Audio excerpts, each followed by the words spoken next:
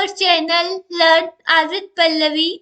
Last video में हमने study किया था इंट्रोडक्शन टू फैक्टर्स, बट आज का हमारा टॉपिक है accessing and modifying the factors. Okay, so सबसे पहले हम एक बार रिवाइज कर लेते हैं कि जो फैक्टर होता है हमारे पास, that is a data structure in R, जिसको हम कैटेगरिकल टाइप का जो डाटा होता है, क्वालिटेटिव डाटा, फॉर एग्जांपल किसी का जेंडर है या किसी का मैरिटल स्टेटस है, इस टाइप के हमने कुछ एग्जांपल स्टडी किए थे।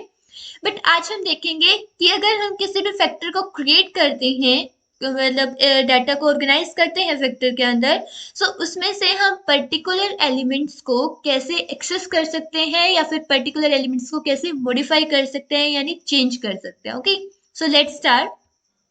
सबसे पहले एक्सेस का मीनिंग क्या होता है? Accessing means finding any particular element from the factor. जो फैक्टर हमने क्रिएट किया है उसमें से उसके किसी पर्टिकुलर एलिमेंट को फाइंड आउट करना, that is known as accessing of factor.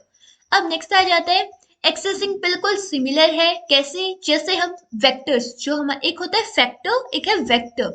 Vector जो है वो भी कलेक्शन ऑफ एलिमेंट्स है, फैक्टर भी कलेक्शन ऑफ एलिमेंट है, बट फैक्टर जो है वो क्वालिटेटिव यानी कैटेगरिकल डाटा को स्टोर करने के लिए हम यूज करते हैं mainly. Okay, so accessing components of a factor is very much similar to that of vector।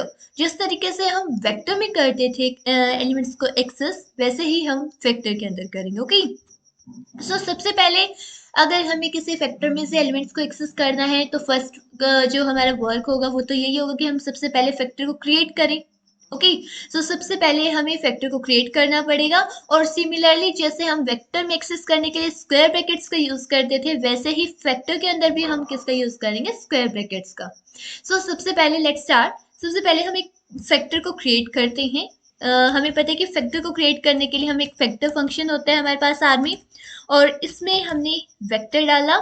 For example वो जो हम जेंडर्स का यूज कर रहे थे, फीमेल, देन इसके बाद मेल, और देन मान लेते हैं कि जो नेक्स्ट है वो भी मेल है, देन इस तरीके से फीमेल।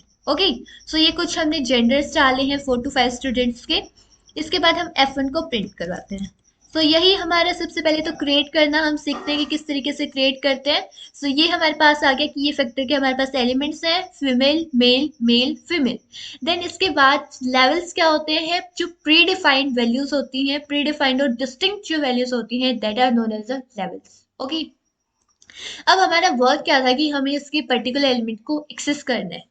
फॉर एग्जाम्पल मुझे चाहिए F1 का फर्स्ट एलिमेंट, F1 का फर्स्ट एलिमेंट। सो F1 का जो फर्स्ट एलिमेंट है वो क्या था हमारे पास? फीमेल। तो इसने फर्स्ट एलिमेंट क्या दिया? फीमेल। बट उसके साथ जब हम एक्सेस करते हैं एलिमेंट्स को, तो उसके साथ ये उसके अंदर जो लेवल्स हैं, पहले से ही डिफाइंड लेवल्स है, उनको भी साथ में आउटपुट में देता है। ओके, अब इस तरीके से अगर मान लो मुझे मल्टीपल एलिमेंट्स एक्सेस करने हैं, तो उसके लिए मैं सी फंक्शन का यूज करके, जैसे हम हर डाटा स्ट्रक्चर में यूज करते थे कि अगर हमें किसी पर्टिकुलर डाटा स्ट्रक्चर के, फॉर एग्जांपल लिस्ट के, मैट्रिक्स के, अगर हमें मल्टीपल एलिमेंट्स एक्सेस करने हैं, then we will use vector. Okay, then यहाँ पर फॉर एग्जाम्पल मुझे इसका फर्स्ट और थर्ड एलिमेंट चाहिए। अब इसका क्या मीनिंग है कि मुझे F1 जो फैक्टर हमने क्रिएट किया उसका फर्स्ट और थर्ड एलिमेंट चाहिए।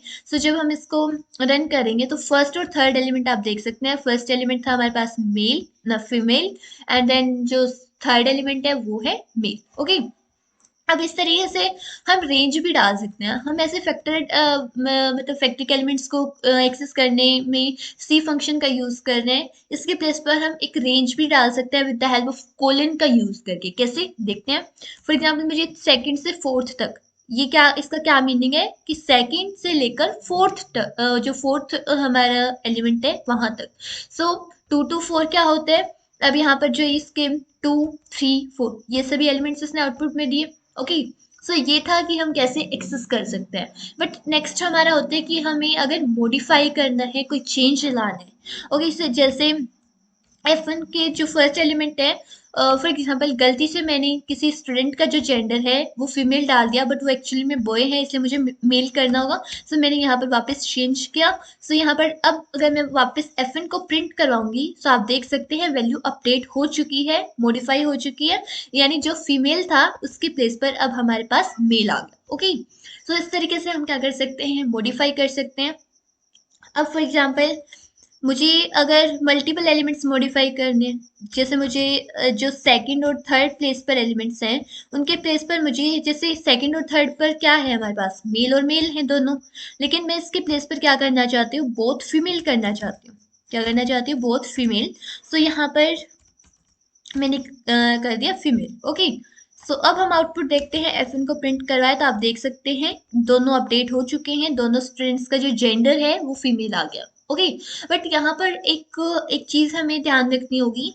फॉर एग्जाम्पल मैं F1 का जो जेंडर है, जैसे कि फोर्थ एलिमेंट का जो जेंडर है उसको मैं फीमेल करना चाहती हूँ, बट मैंने यहाँ पर जो फीमेल था, हमारे लेवल्स के अंदर जो फीमेल था वो कैपिटल एफ से डिनोट करा जा रहा था, और हम यहाँ पर स्मॉल एफ लिख रहे हैं, तो इट विल गिव एरर। ये एरर आएगी, क्यों आएगी, क्योंकि ये जो स्मॉल एफ के नेम से कोई लेवल ही नहीं है, इस वजह से ये क्या करेगा, एरर देगा हमें।